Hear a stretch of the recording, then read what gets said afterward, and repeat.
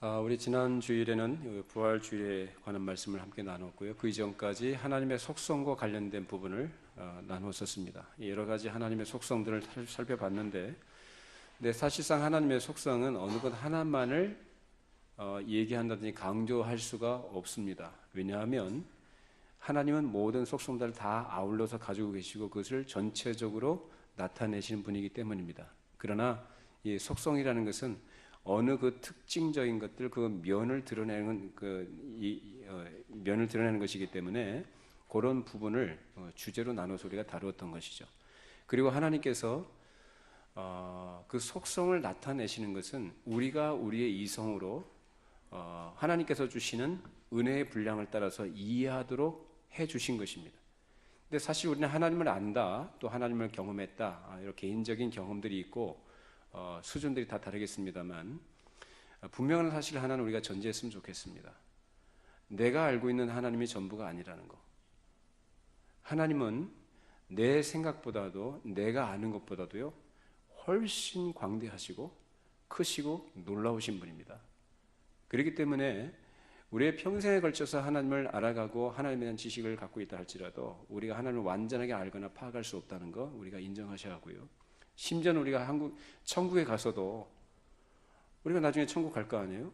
천국에 가서마저도 우리가 하나님을 다 알 수는 없습니다. 그만큼 하나님은 무한하신 분이고 광대하신 분입니다. 그러나 천국에서 우리의 기쁨이 어떤 기쁨일까요? 이 세상과는 비교할 수 없는 하나님을 알아가는 그 기쁨을 누리게 될 줄로 믿습니다. 그것이 바로 우리에게 약속된 천국에서의 삶인 것입니다. 자, 그럼 우리가 이 땅에 있는 동안에 우리가 알고 있는 하나님, 이해하고 있는 그 하나님, 그것이 전부가 아니라는 걸 전제하고, 그러면 하나님은 어떻게 일을 하시는가? 그 속성과 반한 일을 하실 수는 없다. 그래서 하나님 그 속성을 따서 일을 하시는데, 당신께서 만드신 모든 것들을 그 뜻과 계획을 따라서 그 목적을 이루시기 위해서 일해 나가신다. 그것을 오늘 하나님이 섭리하신다, 그렇게 얘기하는 것입니다. 그래서 하나님의 섭리에 대해서 우리가 생각해 보겠습니다. 여러분, 이제 겨울이 가고 봄이 됐습니다. 이 따뜻한 봄날이 됐는데, 이 봄날이 왜 이렇게 됐습니까? 왜 이렇게 됐어요? 이걸 생각하지 못하는 사람들은 그냥 봄이 됐네, 이제 3월이네, 4월이네, 또 싹이 나오네, 단순하게 그렇게 생각을 하죠. 다시 말하면 그냥 저절로 그냥 된다, 이렇게 생각합니다. 물어보십시다. 여러분, 우연이라는 것이 있나요, 없나요? 여러분, 그 얘기 많이 하시지 않았습니까, 옛날에? 그대와 나의 만남은 우연이었어, 뭐 이런 얘기도 하고. 근데 우리는 성경의 가르친 바를 따라서 얘기하자면 우연은 없다. 믿으십니까? 하나도 우연이 없습니다. 날씨가 이렇게 변화되는 것, 우리의 환경이 바뀌는 것이든지, 사람이 만나는 것, 그래서 남자와 여자가 만나서 결혼하는 것, 또 가정에서 자녀를 생산하는 것, 또 우리 자녀들이 어떤 학교에 들어가든지, 또 내가 어떤 직장에 들어간다든지, 어떤 사업을 일구든지, 또 그 호불호를 떠나서 우리에게 일어나는 모든 일들은 결코 우연이 아니라 하나님의 섭리하심 속에 있다는 것을 기억해야 합니다. 근데 하나님을 모르는 사람들은 어떤 생각을 합니까? 하나님을 모르는 사람들은 운명이다, 또는 우연이다, 또는 숙명, 뭐 이런 거 얘기하기 좋아하죠. 그래서 그렇게 기계적인 운명론이나 숙명론을 성경에 말하지 않습니다. 하나님은 당신의 만드신 모든 만물들을 당신께서 가지고 계신 선하신 뜻과 그리고 거룩한 지혜와 그 완전하신 능력으로 당신께서 가지고 계신 목적을 향해서 그 목적을 완성하시기 위해서 일해 나가신다라는 것입니다. 우리는 다 이해 못해요. 다 알지 못해요. 왜? 그것이 우리의 한계입니다. 근데 우리가 알 수 있는 것은 성경을 통해서 하나님이 우리에게 계시해 주신 범위 내에서만, 또 우리에게 주신 믿음과 은혜의 분량 안에서만 하나님의 일하심을 이해하고 우리가 수용을 할 수 있는 것입니다. 이런 은혜가 우리 모두에게 있기를 바랍니다. 자, 오늘 한 가지 질문을 여러분에게 드리겠는데, 여러분들이 앞으로 10년이나 20년 뒤에 또는 30년 뒤에 어떠한 모습이 될 것이며 어떠한 상황에서 어떤 사람이 되어 있을까요? 여러분의 존재 자체가 또 어떻게 되어 있을까요? 내일 일을 너희가 알지 못하노라. 너희는 잠깐 보이다가 없어지는 안개와 같다. 우리의 연소가 70이여 강건하면 80이라도 우리가 날아가는 세월이 화살과 같다, 그렇게 얘기합니다. 하나님께서 정해주신 그 기간이 있습니다. 각 사람에게 주어진 이 세상에서의 삶이 있어요. 그러면 이 세상의 삶이 끝나게 되면 어떻게 되겠습니까? 어떻게 될까요? 그렇게 가꾸고 다듬었던 우리의 몸은 어디에 들어갑니까? 흙으로, 흙에 묻힙니다. 그리고 우리의 영혼은 어디로 가요? 이렇게 자신들이 없으십니까? 우리 영혼 어디 가요?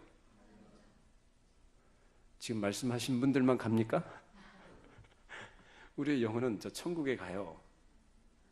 무엇을 근거로 그렇게 여러분 확신할 수 있나요? 하나님께서 하신 말씀, 그 약속에 근거해서. 하나님은 어떤 분이시기 때문에, 하나님은 당신께서 하신 말씀의 약속을 따라서, 그리고 그가 가진 계획을 따라서 반드시 그 일을 이루시는 분임을 내가 알기 때문입니다. 그걸 무엇을 통해서 합니까? 말씀 통해서요. 그걸 믿을 수 있는 것이 은혜죠. 그래서 이처럼 하나님께서 가지고 하신 계획과 뜻, 목적을 향해서 당신께서 그의 지혜와 능력으로 일해 나가시는 것, 그러한 과정 속에 우리의 인생이 있다라는 것, 이것을 다른 말로 얘기하면 섭니다, 그렇게 얘기합니다. 자, 우리나라가 지금 제조업이 많이 침체가 되어 있고, 그리고 이제 반도체 산업도 옛날 같지가 않다고 얘기합니다. 우리나라 주력 수출 상품이었던 반도체, 휴대폰, 철강, 조선, 자동차, 이런 부분들이 많이 수출이 감소됐다고 그래요. 그러니까 그 여파가 지금 우리 경제 전반에 걸쳐져 있고 많이 어렵다 그래요. 근데 우리나라뿐만 아니라 전 세계적으로도 지금 이 장기 불황의 그림자가 드리우고 있다, 이런 표현들을 많이 합니다. 자, 그러면 이것은 그렇게 원인들이 있으니까, 그런 이유들이 있으니까 그렇게 되는 것 아니냐, 당연한 것 아니냐, 이렇게 생각하죠, 사람들이. 당연한 겁니까? 그건 뭐죠? 우연이에요? 아니에요. 우리는 이것을 하나님의 섭리에 따라 되어진 일이다 라고 고백하는 것입니다. 실제로 그래요. 우리나라가 지금 안보적으로 굉장히 위험한 상황 속에 있습니다. 이것도 역시 김정은이가 포악스러워서가 아니라 그것은 겉으로 드러나 보이는 것일 뿐이고, 우리가 알지 못하는 하나님의 계획과 그 일을 이루시는 섭리 가운데 있는 줄로 믿습니다. 자, 그런 가운데서 우리가 이 하나님의 섭리를 우리가 이해를 해야 되는 것입니다. 자, 하나님의 섭리라는 것은 하나님이 보존하시며 통치하신다, 다른 말로 얘기하면 유지하신다, 또 그것을 통치를 통제라는 말로 바꿔서도 우리가 이해할 수 있습니다. 그래서 하나님의 통치와 보존과 통치, 그리고 하나님이 유지해 나가시는 것, 우리를 통제하시는 모든 것들이 바로 하나님의 섭리라, 그렇게 얘기해요. 자, 이것을 다른 말로 표현하자면, 부모님들이 자녀를 낳게 되면 그 생명체를 낳아놓고 그냥 내버려 두지 않죠. 어떻게 합니까? 애지중지하면서 사랑으로 정성껏 돌보고 양육을 합니다. 어떻게 하도록? 건강하게 지혜롭게 자라가도록 부모가 할 수 있는 최선을 다해서 합니다. 바로 하나님의 섭리하심이 그렇다라는 거예요. 하나님은 악하신 분이 아니라 선하신 분으로 성경 우리에게 가르칩니다. 그래서 하나님은 선하신 그 뜻을 따라서, 선하신 계획을 따라서, 또 선하신 목적을 이루시기 위하여 이 세상 모든 만물들을 섭리하신다는 것입니다. 그래서 온 우주 만물뿐만 아니라 무엇까지도 우리 눈에 보이는 이런 것들, 작은 것들, 또 아주 돌덩이들, 나무 한 그루, 풀 한 포기, 동물들, 사람들, 그래서 자연 모든 만물들뿐만 아니라 또 하나님 만드신 존재가 있죠. 천사와 그들의 세계까지도 하나님께서 모든 것을 섭리하신다. 그래서 그들의 인격적인 모든 생각들과 판단들과 결정들과 그들의 모든 행위까지도 하나님은 섭리하십니다. 자, 오늘 이런 부분을 우리가 나누겠는데요. 하나님께서 가지고 계신 영원하신 계획을 가지고 있는데, 그 영원전에 가지고 있는 계획을 이루시기 위해서 가장 먼저 하신 일이 뭐였냐면 창조였습니다. 창조는 그 하나님의 영광의 충만함, 그 하나님의 영광이 얼마나 충만한 것인지 그것이 흘러넘친다. 그 흘러넘친 것이 바로 이 창조로 표현된 거예요. 그것은 곧 하나님의 영광을 나타내는 것이죠. 그래서 하나님께서는 창조 세계를 통해서 영광 받으시기를 기뻐하셨고 그 하나님의 영광의 완성을 향해서 하나님의 계획을 따라서 일을 하고 계셨던 거예요. 근데 중간에 어떤 일이 발생했어요. 어떤 일이요? 에덴 동산에서 최초의 죄가 발생했습니다. 그래서 하나님께서 가지고 계신 그 계획이 틀어지게 됐죠. 그런데 하나님께서 어떻게 하셨어요? 그 악한 것마저도 하나님께서는 선하게 바꾸시기 위해서 지금까지 일해 오셨다는 걸 가르친 것이 바로 성경입니다. 그래서 에덴 동산에서부터 시작해서 약속하셨던 그 약속을 아브라함에게 하나님께서 이어가도록 하셨고 아브라함에게 나타나셔서 섭리하신 그 인생을 175세까지 섭리하셨던 그 하나님. 75세에 부르시고 하나님께서 100년간 아브라함의 인생을 간섭하십니다. 아브라함과 이삭과 야곱 마찬가지로 그들의 모든 생애를 간섭하셨고 다윗이라는 사람을 베들레헴에서 태어나게 하셔서 그 이세 아들로 표현된 그 다윗을 통해서 하나님의 언약을 다시금 이어가게 하십니다. 그 다윗의 계보를 통해서 하나님께서는 결국 그가 약속하셨던 메시아 예수 그리스도를 이 땅에 유대 땅 베들레헴에서 태어나게 하십니다. 그리고 그로 하여금 십자가에서 죽게 하시고 십자가에서 부활하시고 결국 승천하심으로 하나님 보좌에 앉히셨습니다. 이 모든 것이 뭐라고요? 하나님의 섭리다. 자, 그러면 이 하나님의 섭리는 언제까지 될 것인가? 언제까지 될까요? 내 인생 끝나는 날까지? 아니요.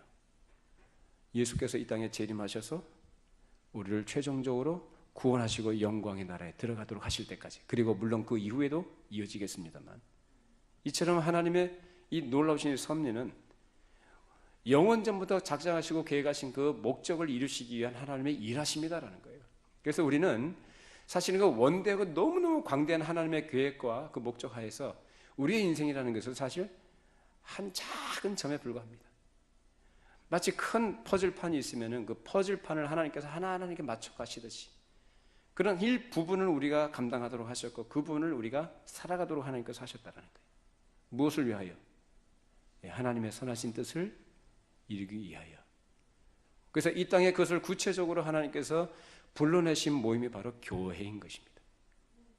그래서 하나님께서는 이 모든 것들을 계획과 목적을 이루시기 위해서 일하신다라는 것입니다. 그러면 이런 하나님의 섭리를 우리가 알고 이해하고 믿는다면 우리의 미래에 대해서, 앞날에 대해서 염려할 필요가 있을까요? 걱정할 필요가 있습니까? 아니, 하나님의 섭리도 좋지만 당장 내 발등에 떨어진 문제가 있고 이 문제를 해결해야 되는데 어떻게 하냐? 괜찮습니다.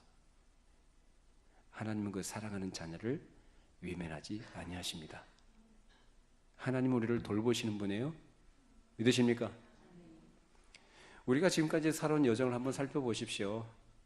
내가 내 계획과 내 뜻을 따라서 내 의지와 노력으로 내 힘으로 살아왔습니까? 그렇게 살아온 것처럼 보이죠? 그렇죠? 그렇게 살아온 것처럼 보여. 그런데 우리에게 생명을 주셔서 우리의 그런 조건들을 허락하셔서 하게 하신 분이 누구냐? 하나님이셔요. 이걸 아셔야 합니다. 그렇다면 하나님께서 과거로부터 그렇게 섭리해 오셨고 앞으로 그렇게 되질 것이라고 성경을 통해서 말씀하신 대로 그렇게 이루실 하나님이시라면 오늘날도 동일하게 그 하나님이 내 인생과 우리의 삶의 모든 환경 속에서도 섭리하고 계심을 믿을 수 있는 거죠. 믿으십니까? 그러면 여러분 뭘 하셔야 되냐면 걱정하지 말아야 돼요. 아무 염려하지 말아야 돼요. 이것이 바로 이 섭리가 우리에게 주는 말할 수 없는 위로인 거예요. 이 하나님의 일하심, 하나님의 섭리를 모르거나 믿지 않는 사람들은 그래서 늘 어떻게 해요? 불안한 겁니다. 걱정이 많고 염려를 하게. 그러니까 염려를 하게 되면 염려가 계속 새끼칩니다. 여러분 염려하지 마세요. 아무 염려하지 마시고 하나님의 선하심을 믿음으로 의지하시기 바랍니다. 하나님은 우리를 사랑하시고 우리를 사랑하시기 때문에 그 아들까지도 아끼지 않고 내주셨어요.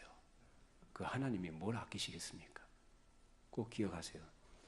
저번에 말씀드린 것처럼 하나님은, 우리 기독교에서 성경에 가르치는 하나님은 초월자심과 동시에 어떤 분이라고 했습니까? 내제자다. 그래서 초월과 동시에 우리와 함께 하시는 하나님, 그래 우리의 모든 것들을 다 하나님께서 아시며 당신의 선하신 뜻을 따라서 그 지혜와 능력으로 우리를 돌보시고 인도해 가신다라는 것입니다. 이 사실 우리가 믿는다고 할 때 때때로 우리가 염려거리가 생기고 걱정거리가 생기고 또 근심들이 생기지만은 그런 가운데 휩싸이거나 거기에 매이지 마시고 그 모든 염려를 우리 하나님께 다 맡길 수 있기를 바랍니다. 하나님께 맡기고 나가세요. 만약에 여러분들이 그런 하나님을 신뢰하지 못하고 의지하지 못하면 여러분 스스로가 결국 문제를 해결해야 된다는 것인데, 그렇게 염려하고 걱정하고 근심한다고 해서 문제가 해결될 것 같으면 여러분 염려하셔야죠. 돌아보세요. 여러분들이 염려한다고 해서, 근심한다고 해서, 걱정한다고 해서 이런 문제가 해결된 것이 있습니까? 있다고 치죠. 10개면 뭐 한 서너 개는 그렇게 해결됐다고 쳐요. 근데 해결됐는데 그럼 내가 염려해서 걱정했기 때문에 그 문제가 해결된 겁니까? 하나님께서는 그럼에도 불구하고 하나님의 뜻을 이루어 주신 거예요. 문제는 뭐냐면 내가 그 일을 경험하고 누리는 게 초점이나 그것이 중요한 것이 아니라, 그런 염려 가운데 있을 때 나는 하나님을 어떤 분을 인식하고 있고 그 하나님과 나와의 관계가 어떠하냐가 중요한 거예요. 그래서 하나님과의 관계가 바르게 되어서 그분을 바른 인식하에서 그 하나님을 의지하고 하나님께 자신의 모든 것을 다 신뢰하고 맡길 수 있다면 그 사람이야말로 복 있는 사람이죠. 꼭 기억하십시오. 우리 염려한다고 내 문제 해결되는 거 아닙니다. 그래서 그 염려는 정말로 불필요한 것입니다. 염려하지 말고 하나님을 신뢰하고 그분께 맡기시기를 바랍니다. 그러면 하나님께서 일하시는 것을 우리는 경험하게 돼요. 그렇기 때문에 지금 일어나고 있는 일들이나 어떤 부정적이든지 어떤 안 좋은 일들이든지 그 모든 것이 어떠하든지 간에 우리는 감사할 수 있는 것이고, 아주 힘들고 어려운 일에 빠져 있다 할지라도 이 일조차도 하나님의 통치하심 속에 있다는 사실을 우리가 알고 있기 때문에 그 일로 인해서 좌절하거나 낙망할 필요가 없는 것입니다. 우리 그렇게 되기를 바랍니다. 부정적인 일, 나쁜 일이 있어도 괜찮아요. 그것이 무엇 아래 있다고요? 하나님의 통치 아래 있다. 자, 오늘 본문 말씀인데요, 로마서 8장 28절 우리 같이 함께 다시 한번 읽어보시죠. 우리가 알거니와 하나님을 사랑하는 자 곧 그의 뜻대로 부르심을 입은 자들에게는 모든 것이 합력하여 선을 이루느니라. 아멘. 그렇기 때문에 우리가 당하고 있는 여러 가지 좋은 일이든지 나쁜 일이든지 우리가 보기에 좋건 나쁘건 관계없이 모든 것이 합력해서 선을 이루는 거예요. 누구한테요? 누구한테? 하나님을 사랑하는 자 곧 그의 뜻대로 부르심을 입은 자들입니다. 믿으십니까? 그러니까 여러분이 내가 정말로 하나님의 부르심을 받은 자인가에 대한 분명한 자기 인식이 있어야 되는 것이고, 하나님이 왜 나를 부르셨는가에 대한 어떤 확신이 있어야 되는 것이고, 그 하나님을 내가 과연 사랑하느냐라는 거예요. 그 하나님을 사랑하는 마음으로 내 인생을 정말 인격적으로 그분을 정말 신뢰하고 의지하고 맡길 수 있냐라는 거예요. 그렇게 부르심을 따라서 하나님의 선하신 뜻과 계획 속에 부르심을 받은 자들은 그것이 부정적인 일이든지 나쁜 일이든지 좋은 일이든지 관계없이 결국은 합력해서 선을 이룬다. 여기서 말하는 선을 이룬다는 것을 꼭 믿으시기 바랍니다. 그 선이 뭘까요? 선을 이룬다. 내가 보기에 좋은 것이 아니라 하나님이 보시기에 좋은 것이 선입니다. 성경은 그걸 가르쳐요. 사람이 보기에 좋은 건요, 모르겠어요.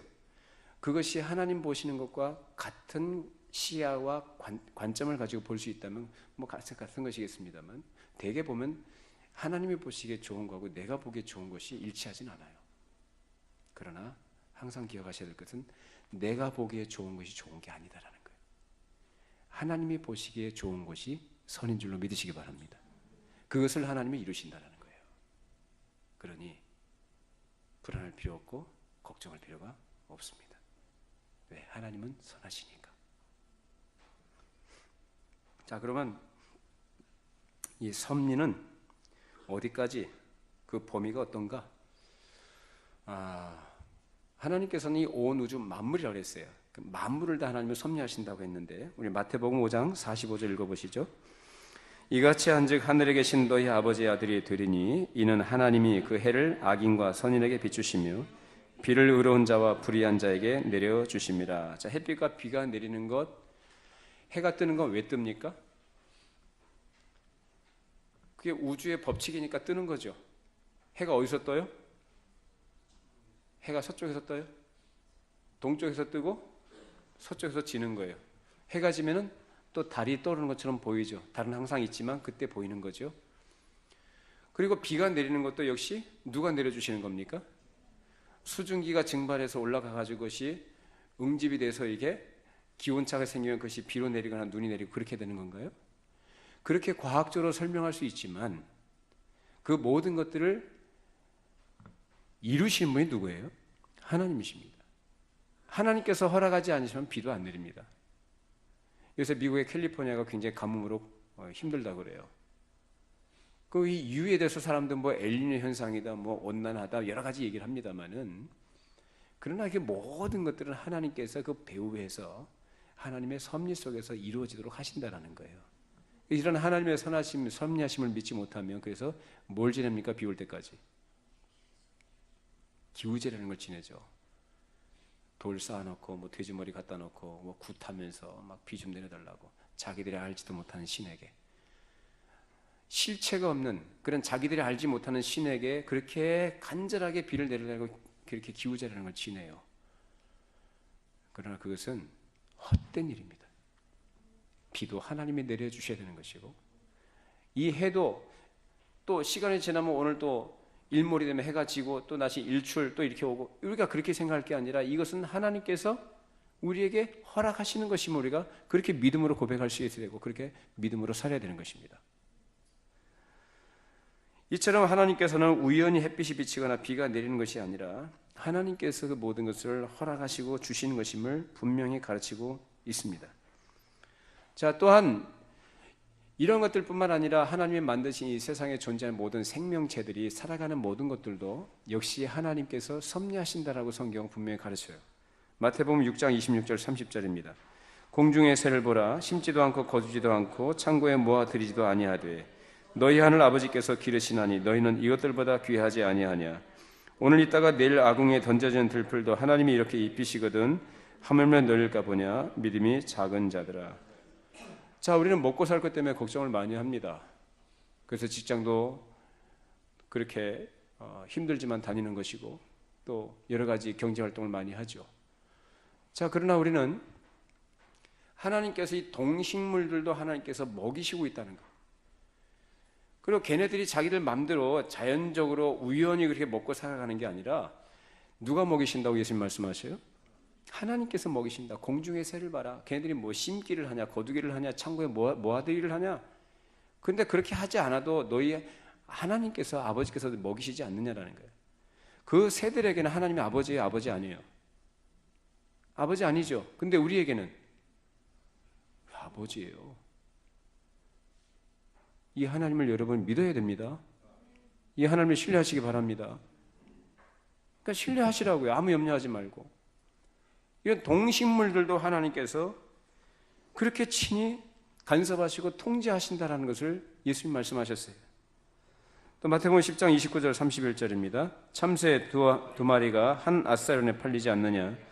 그러나 너희 아버지께서 허락하지 아니하시면 그 하나도 땅에 떨어지지 아니하리라. 너희에게는 머리털까지 다 세신 바 되었나니 두려워하지 말라. 너희는 많은 참새보다 귀하니라. 하나님께서 허락하지 아니하시면 참에서 떨어집니까? 안 떨어집니까? 안 떨어져요. 이스라엘 백성들이 광야에서 고기가 먹다가 아우성을 쳤습니다. 그때 그 진중에 떨어진 것이 뭐였죠? 메추라기. 이런 몸이 약하신 분들은 메추라기 많이 드시기 바랍니다. 메추라기가 정말 좋은 거예요. 하나님께서 이스라엘 백성들에게 가장 좋은 고기를 주셨어요. 그들이 손으로 잡으려고 해도 잡을 수 없는 것들인데 하나님께서 그 진중에 떨어지게 하셨어요. 그래서 그들이 배불리 먹게 하셨어요.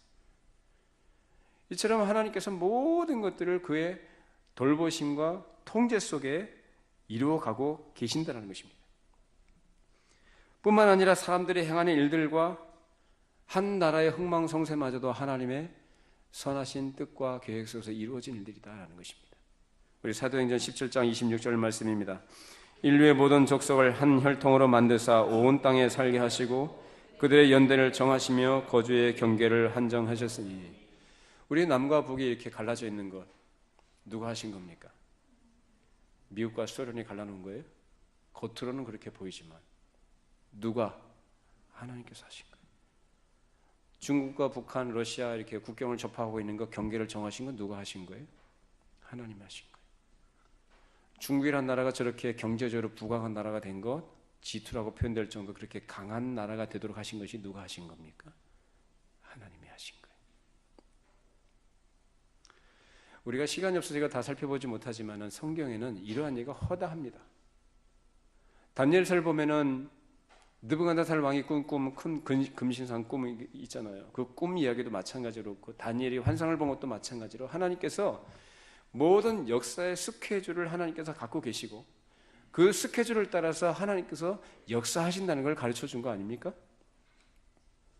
바벨론, 메데, 바사, 그 다음에 등장했던 헬라, 그 다음에 로마 이후에 모든 현재 우리가 현존하는 이 모든 국가들, 이것을 미리 그때 다니엘서를 통해서 하나님께서 보여주셨고 그 보여주신 대로 하나님께서 계획하신 시간표를 따라서 일을 하셨으며 그래서 나라가 서기도 하고 망하기도 한 거예요. 믿으십니까? 그러면 한 나라가 어느 때까지 존속할 것이냐? 몰라요. 저 미국이라는 나라가 얼마나 언제까지 저렇게 초강대국의 지위를 누릴 수 있는지 몰라요. 그건 하나님께서 하실 거예요. 근데 사람들은 그렇게 생각 안 하죠. 전쟁해서 강한 나라가 약한 나라 먹고 약한 나라를 갖다가 식민지 삼고 국경 긋고 그렇게 한다고 생각하죠. 아니에요.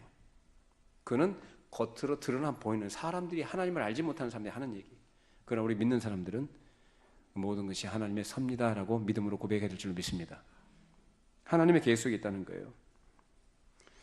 그렇다면 이제 개인의 문제에 대해서 우리가 생각해 볼 때 나라도 그렇고 모든 우주 만물이 그렇다고 한다면 우리 인간의 이 세상에 태어나고 병들고 죽고 하는 모든 문제, 또 어떤 복을 받는 문제, 이 모든 것이 누구한테 있습니까? 하나님께 있어요. 사람이 자기가 기대하고 원한다고 해서 얻어지는 것도 아니고 하나님께서 주셔야만 되는 겁니다. 자, 우리 신명기 32장 39절입니다. 이제는 나 곧 내가 그인 줄 알라. 나 외에는 신이 없도다. 나는 죽이기도 하며 살리기도 하며 상하게도 하며 낫게도 하나니 내 손에서 능히 빼앗을 자가 없도다. 여기 보시면은 이 생사화복을 누가 주관하신다고 그래요? 하나님이 하십니다. 이처럼 하나님은 전능하신 주권자셔요. 그 주권적인 뜻을 따라서 하나님께서 섭리하신다는 것입니다. 자, 누가복음 12장 19절 20절입니다. 또 내가 내 영혼에게 이르되 영혼아 열에 쓸 물건을 많이 쌓아 두었으니 평안히 쉬고 먹고 마시고 즐거워하자 하리라 하되 하나님은 이르시되 어리석은 자여 오늘 밤에 내 영혼을 도로 찾으리니 그러면 내 준비한 것이 누구의 것이 되겠느냐 하셨으니. 자, 어리석은 부자 비유입니다. 이 사람이 자기가 자수성가해서 많은 부를 이루었습니다. 쌓을 곳이 없도록 많은 부를 축적을 했어요. 그래서 편하게 먹고 쉬자, 먹고 즐기자 그렇게 했습니다. 근데 하나님께서 뭐라고 하십니까? 어리석은 자랍니다. 하나님께 대하여 부여하지 못한 자를 이렇게 말씀하십니다. 여러분, 사람이 하나님으로 부여하지 않고 자기 스스로 만족한다든지 세상의 것에 부여하려고 하면 그 하나님께서 그걸 그러면 안 두셔요. 하나님께서는 뜻하신 대로 하나님께서 일을 하시는 분임을 가르쳐 줍니다. 우리의 생각과 계획을 따라 우리가 살아가는 것이 아니라 하나님의 뜻과 계획 속에 우리가 있음을 언제나 겸손하게 인정해드리고 그분께 순종할 수 있기를 바랍니다. 우리는 아까 말씀드린 것처럼 하나님이 얼마나 크신 분인지 알아야 돼요. 우리의 생각으로 상상으로 다 알 수 없는 그만큼 하나님은 광대하신 분이에요. 그러니까 내가 알고 있는, 내가 경험한 그것이 전부가 아니라 하나님은 얼마든지 당신의 뜻을 따라서 1차적인 우리의 이해의 틀을 벗어나서도 하나님은 얼마든지 자유롭게 일하시는 분인 줄로 믿습니다.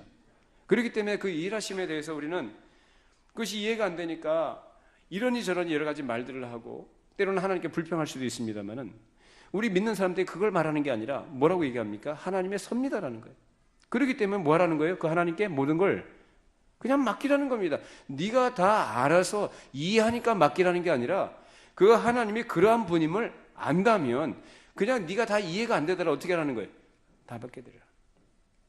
누가 하신다? 누가 하십니까? 하나님이 하세요. 내가 시험 잘 봐서 대학 들어가는 거 아니고 내가 실력이 좋아서 좋은 회사 들어가는 게 아니라 누가 하십니까? 네, 하나님이 계획을 따라 하나님의 섭리 가운데 되어지는 일들입니다. 자, 전도서 7장 13절 14절입니다. 하나님께서 행하시는 일을 보라. 하나님께서 굳게 하신 것을 누가 능히 곧게 하겠느냐? 형통한 날에는 기뻐하고 공고한 날에는 되돌아보아라. 이 두 가지를 하나님이 병행하게 하사 사람이 그의 장래를 능히 헤아려 알지 못하게 하셨느니라. 자, 모든 일이 하나님께서 행하신다고 하는데 우리에게 경험되는 것은 두 가지로 얘기합니다. 어떤 것으로? 좋은 것과 나쁜 것으로. 좋은 것과 나쁜 일을 하나님께서 우리에게 경험하게 하시는데 그리고 우리에게 내일 일을 알도록 하셨어요? 모르게 하셨어요? 모르게 하셨어요. 그래서 여러분 우리의 하나님께서 우리에게 내일을 알지 못하게 하신 것을 감사할 수 있어야 합니다. 왜냐하면 내일을 알게 되면 어떻게 될까요? 걱정하든지 또는 자기가 뭘 하려고 하겠죠? 그래서 사람들이 전보러 다니는 거 아닙니까? 여러분 혹시 전보러 가신 분 계신지 모르겠습니다. 뭐 신문이나 인터넷 보면 오늘의 운세 해가지고 운세 보시는 분들 있죠. 그거는 하나님을 모르는 사람들이 하는 거예요. 예수 믿는 사람들은 그런 거 하면 안 됩니다. 성경에 보면 하나님께서 그 점치는 자, 술객들, 무당들 다 죽이라고 할 정도로 하나님께서 아주 혐오하시고 싫어하셔요. 왜냐하면 그게 불신앙의 극치거든요.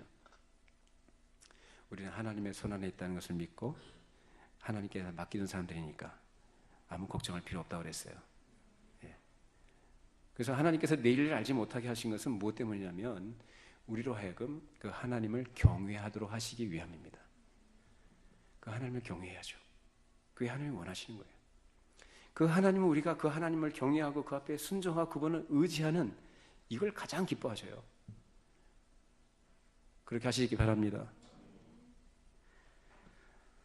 자, 우리 로마서 8장 28절 우리 아까 읽었던 말씀 다시 한번 읽어보십니다. 우리가 알거니와 하나님을 사랑하는 자 곧 그의 뜻대로 부르심을 입은 자들에게는 모든 것이 합력하여 선을 이루느니라.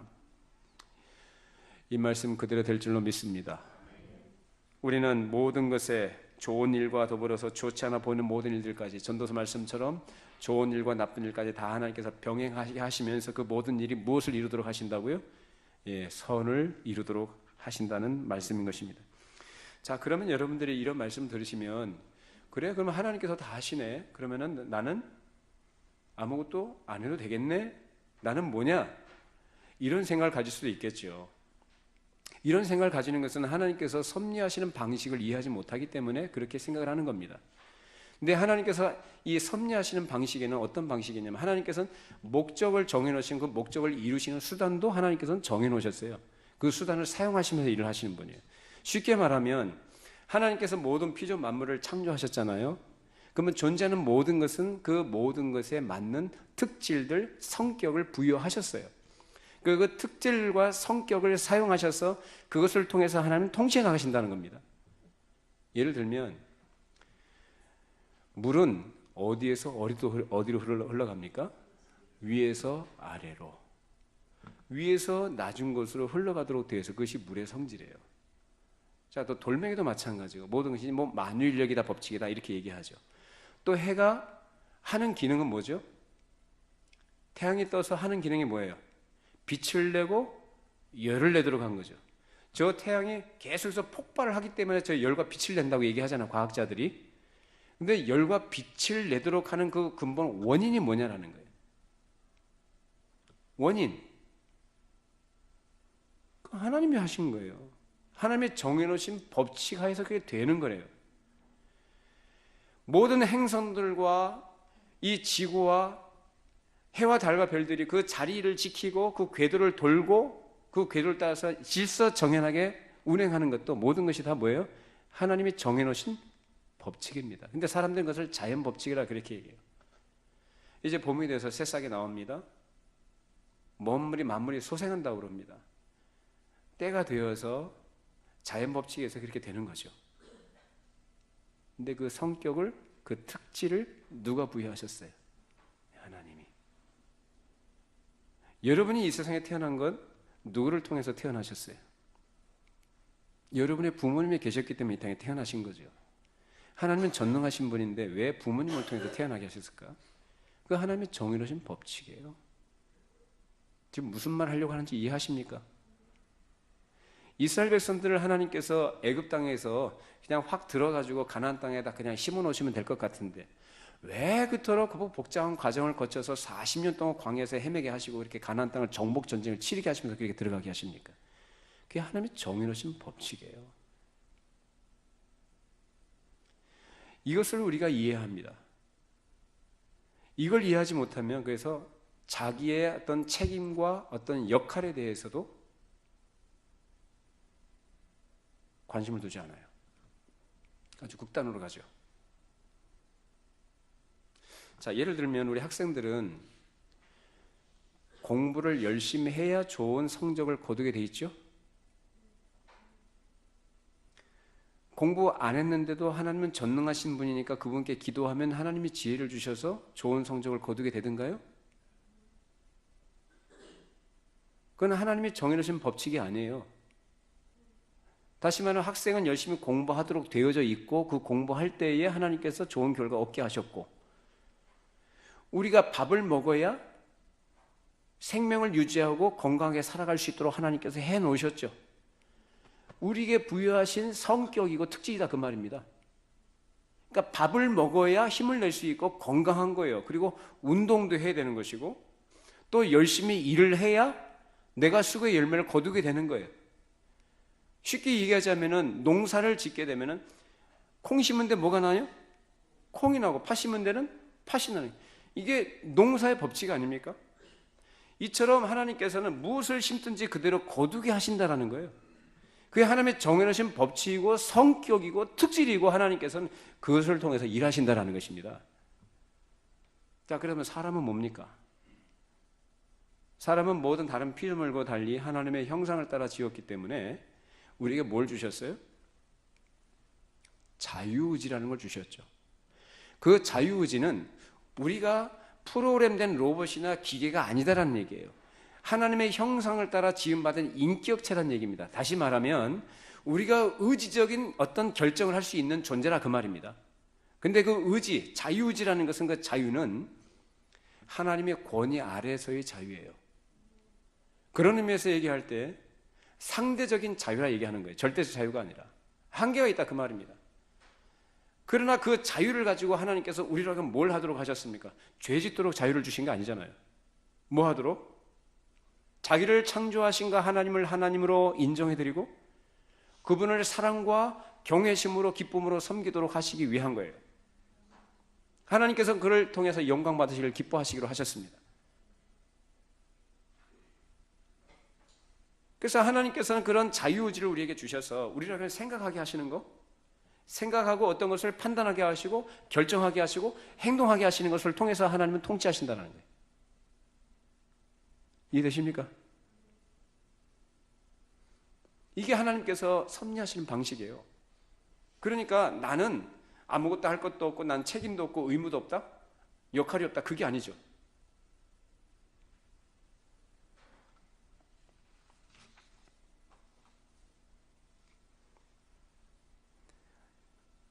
또 하나님의 섭리는 우리의 인격을 무시하거나 또는 강제로 무엇을 하도록 하시는 분이 아니에요. 그렇기 때문에 우리가 죄를 짓는다면 그 책임은 나한테 있는 것이지 하나님께 있는 것은 아닙니다.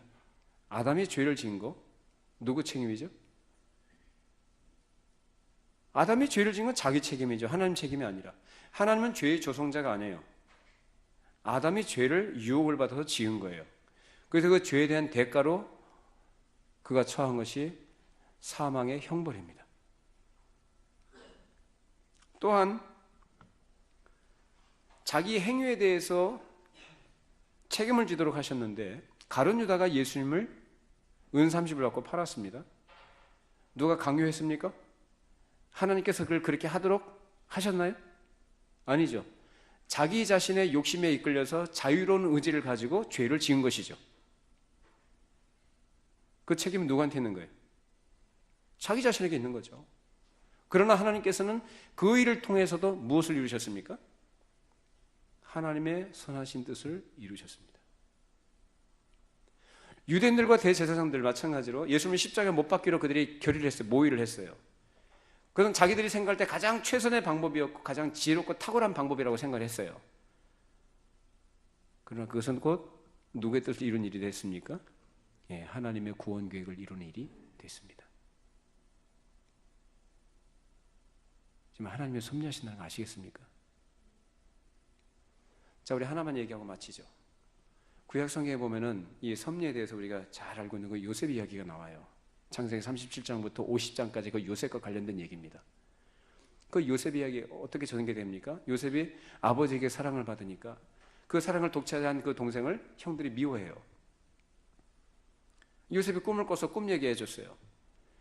꿈도 요셉이 꾸고 싶어서 꾼 거 아니죠. 하나님께서 꾸게 하신 거죠. 미리 보여주신 거예요. 근데 형들은 그것도 몰라요. 요셉도 그 당시 몰랐어요. 자기가 어떤 과정 속에 있는지를 몰라요. 기가 막힌 일이 발생했습니다. 형들이 그 동생 요셉을 돈 받고 은 20에 이 상인들에게 팔아가지고 애굽의 노예로 팔아버립니다. 기가 막힌 일이 벌어진 거죠. 어떻게 그런 일이 있을 수 있습니까? 아무리 배가 다른 형제지만 피를 나눴는데 한 아버지를 아버지라고 부르고 섬기고 있는데 어떻게 그럴 수가 있습니까? 그런 가운데 요셉은 보디발의 집으로 종으로 팔려가가지고 거기서 종살이 합니다. 노예. 근데 하나님께서 어떻게 하셨다고 합니까? 요셉과 함께 하심으로 형통했다라고 얘기합니다. 여러분, 형통은 하나님의 함께 하심이에요. 저는 여러분들이 우리 모두가 저도 마찬가지로 하나님의 함께 하시는 형통한 자가 되길 바랍니다. 어떤 환경과 조건 속에 있든지 하나님이 함께 하시면 형통한 거예요. 그래서 하나님께서는 그 요셉을 거기에서 가정 총무로 세워주시고 거기서 일을 하게 하시다가 또 어떻게 됐어요? 모함을 받죠. 보디발의 아내가 유혹을 했는데 유혹을 뿌리치고 하나님 앞에서 정직하게 살려고 했는데 말씀에 순종했는데 상급이 주어진 게 아니라 뭐가 주어졌어요? 감옥살이가 주어졌습니다. 기가 막히죠. 아니 하나님 어떻게 이렇게 일하실 수 있습니까? 나는 하나님 앞에서 정직하게 하려고 했는데 그러면 하나님께서 내 억울함을 풀어주시고 나 이제 고난에 들어가지 않도록 하셔야 되는 거 아닙니까? 근데 요셉을 보면은 그런 얘기가 하나도 없습니다. 그 감옥에 들어가서도 하나님께서 그와 함께 하시면 거기서도 형통했다고 합니다. 요셉의 입장에서는 항상 자기가 어떤 환경에 처하든지 간에 자기의 환경과 조건이 호불호를 떠나서 항상 그가 의식하고 있던 것은 하나님이에요. 내가 하나님 앞에서 이 악을 행할 수 없습니다. 보디발의 아내를 그렇게 물리쳐버립니다. 그 하나님의 앞에서라는 그 신전 의식을 가지고 살아갔던 그 요셉. 그렇게 살다 보니 하나님께서 그걸 어떻게 쓰십니까? 나중에 결국은 떡관원들과 술 맡은 관원장이 들어왔다가 자기를 꺼내줄 것 같았지만 술 맡은 관원이 까맣게 잊어버립니다. 하나님의 때가 아니었기 때문에 결국은 바로에게 꿈을 꾸게 하시고 요셉의 그 꿈을 해몽하는 자로 등장하게 되어서 애굽의 총리까지 되게 됩니다. 드라마틱하죠? 그러나 요셉에게 있어서는 그 과정은 말할 수 없는 고난이었을 것이고 스스로 생각할 때 좌절과 절망할 수밖에 없는 그런 환경이었을 거예요. 그러나 그런 가운데서도 요셉은 하나님의 손길 안에 붙잡혀 있었던 인생으로 삽니다. 이것이 우리가 뭘 가르쳐 줍니까? 우리는 항상 결과적인 것만 보고 그것에 너무 성급하게 결론 내리려고 해요. 그러나 기억하세요. 우리 인생이라는 것은 그렇게 만만하지 않습니다. 아주 복잡하며 다양하며 하나님의 일하심을 우리가 다 이해하지 못하니 너무나 많아요. 그러나 우리가 분명히 아는 것, 오늘 하나님을 사랑하는 자, 곧 그 뜻대로 부르심을 입은 자들의 모든 것이 합력하여 선을 이룬다는 사실을 꼭 확신하시기 바랍니다. 여러분 마음속에 꼭 새겨두세요. 이거 여러분 붙들고 있으면요, 이겨나갈 수 있습니다. 자, 우리 요셉의 한 말을 함께 마지막 읽어보시죠. 창세기 50장 20절 21절입니다. 당신들은 나를 헤아려 했으나 하나님은 그것을 선으로 바꾸사 오늘과 같이 많은 백성의 생명을 구원하게 하시려 하셨나니 당신들은 두려워하지 마소서. 내가 당신들과 당신들의 자녀를 기르리다 하고 그들을 간곡한 말로 위로하였더라. 아멘. 지나가 보니까 아는 겁니다. 당장은 몰라요. 과정 속에서는 몰라요. 이해할 수 없는 일들이 발생하고 내가 도저히 납득할 수 없는 일들, 때로는 환난과 어려움과 역경들이 있을 수 있습니다. 그러나 우리 하나님이 선하심을 우리가 안다면, 그리고 그분을 신뢰하고 의지할 수 있다면 하나님이 주신 평강 드릴 수 있겠죠? 앞으로 우리에게 어떤 일이 일어날지 우리 몰라요. 그러나 이 말씀을 근거로 해서 말씀 마음에 잘 새겨두셔서 우리 마음 깊은 곳으로부터 하나님께서 주시는 그 위로하심과 평강을 유지해 나가시고 그런 가운데서 하나님을 더 깊이 경험하고 알아가시는 그런 은혜의 삶이 되시기를 바랍니다. 기도하겠습니다. 걸어가시고 존귀하신 하나님 아버지, 참으로 우리의 미약하고 어리석은 죄인들을 하나님의 거룩한 자녀된 자리에 있게 해주시고 진리의 말씀으로 우리를 날마다 새롭게 이끌어 가시며 또 하나님이 원하시는 모습으로 그런 복된 길로 우리를 인도해 주심을 감사를 드립니다. 하나님, 오늘 하나님의 일하심에 대해서 우리가 함께 나누었습니다. 우리의 짧은 머리와 우리의 한계를 가지고 하나님의 하나님 되심을 다 이해하거나 알지 못하지만 하나님께서 말씀을 통해서 우리에게 가르치신 범위 내에서 우리가 말씀을 있는 그대로 마음으로 받고 믿게 하시고 그러한 가운데 하나님께 대한 큰 확신과 신뢰를 가지고 우리의 모든 환경과 우리의 모든 문제와 우리의 모든 처해 있는 모든 여러 가지 일들을 우리 하나님의 선하신 손길에 의탁할 수 있는 그런 믿음의 사람들이 되게 하여 주시옵소서.